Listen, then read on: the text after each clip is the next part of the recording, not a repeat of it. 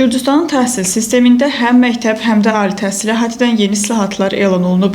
Dəyişikliklərdən biri fakültələrin azaldılmasıdır ki, bu da şərti olaraq bir şəhər, bir fakültə modelinə əsaslanır. Bu yanaşmaya əsasən ola bilsin konkret istiqamətlər bir şəhərdə qalsın. Misal üçün, Tbilisi Dövlət Universitetində yalnız hüquq fakültəsi fəaliyyət göstərsin. Eyni proqram digər dövlət universitetlərində ləğv olunsun.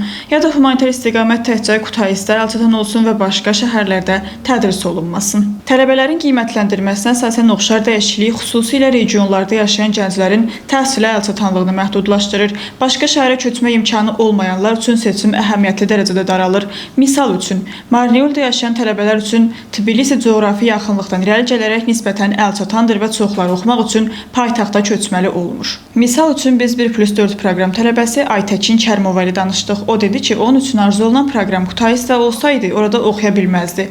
Bu isə seçim azadlığını məhdudlaşdırar və təhsilini istəmədiyi istiqamət üzrə davam etdirməyə məcbur olardı. Əsas problem isə rəqabət olardı.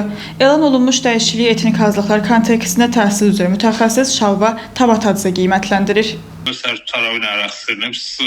Ümumiyyətlə, heç kim etnik azlıq nümayəndələri və 1+4 proqramını qeyd etmir. Tutaq ki, 1+4 eyni formatda davam edəcək, nəzərdə tutulur ki, mövcud olan nisbətlər qalacaq. Amma hələlik qəbul edilmiş ali təhsil qanununda bu maddə ilə bağlı dəyişiklik olmayıb.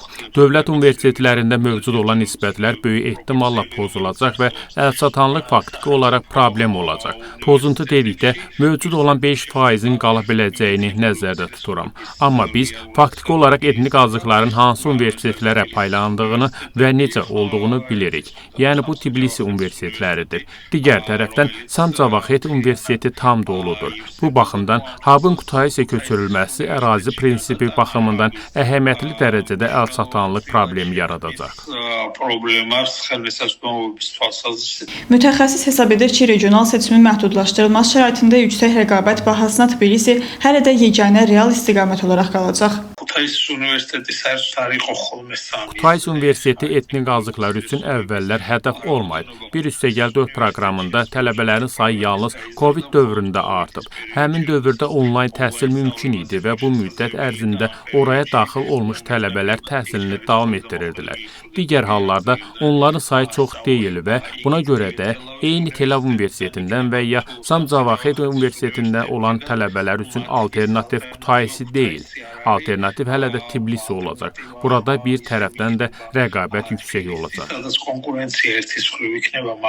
Tabatadzenin sözlərinə görə təqdim olunan dəyişikliklər həqiqi islahat olaraq sayıla bilməz. Bu əsasən siyasi məqsədlərə xidmət edir.